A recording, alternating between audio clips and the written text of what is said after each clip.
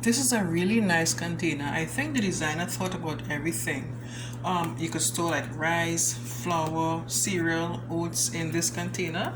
It has measurements on the side here. You can't really see it, but it has metric measurements, and it also has like pounds and stuff, like 2 pounds, 4 pounds and stuff.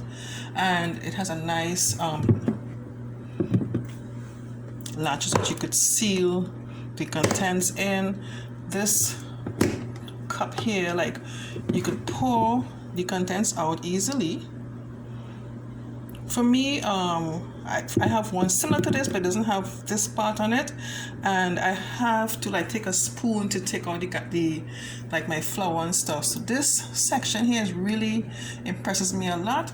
And also too, you could use this to, like, when you pour out your stuff, you could use this to measure. Like when I'm making like my breads and stuff, I need flour. I like to measure. I like to have accurate measurements. So I will measure my flour and stuff. So I even measure my rice when I'm making my rice and stuff. So this comes in handy.